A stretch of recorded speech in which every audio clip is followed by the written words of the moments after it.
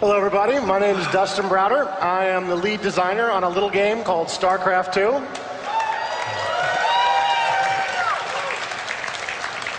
We've got a good panel for you here today. It's going to be a little bit about mission design and how we do our mission design at Blizzard Entertainment.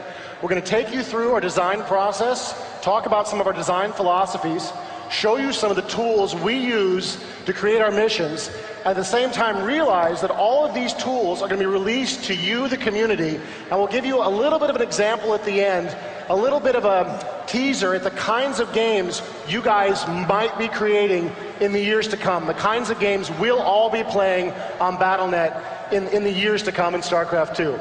Now, to help me out with this process here today, I've got a couple of Blizzard veterans here with me. I've got Michael Heiberg, a 12-year veteran of Blizzard Entertainment.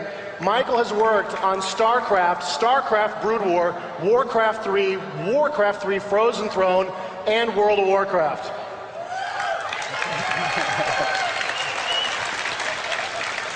Michael did a lot of the work on the creatures in Outland, working on their special abilities, so if you've been ganked by a particularly nasty creature with a nasty special ability, chances are Mike is responsible.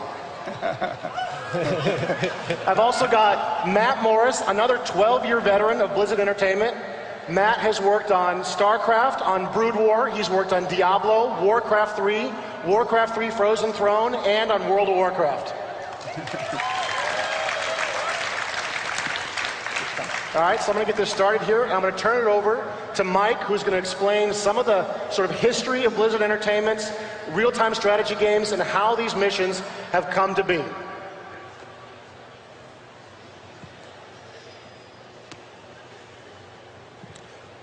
Right, so in the original StarCraft, we had this awesome story we wanted to tell. It had interesting characters, it had plot twists, but to really tell the story properly, we felt like we had to improve our storytelling techniques. So, for example, one of the things we introduced was the briefing room, where instead of having a narrator reading a story to you, you could have the actual characters popping up and talking to you, talking to each other, and interacting. It really breathed a lot of life into the story scenes. We also very much wanted to more closely tie the story to the gameplay of the missions themselves. We wanted to make you feel like you weren't just out there killing everything you came across. You were doing things, different things, for a reason. You know, you had some purpose for doing the stuff that you're doing. So this led to varying mission goals. We had holdouts, we had timed missions. Sometimes you had limited forces, and sometimes you were even allied with other races to work together and ended up playing multiple races at the same time. An example of this is a mission that a lot of people will remember from the Terran campaign. It's called Desperate Alliance. And basically you're stuck on this planet. The Zerg are invading, and help is on the way, but you have to survive for 30 minutes while they arrive. So here, you have a reason to do what you're doing. You're not just trying to go out and slaughter an enemy. You're doing it for a purpose. You're trying to hold out while this help arrives.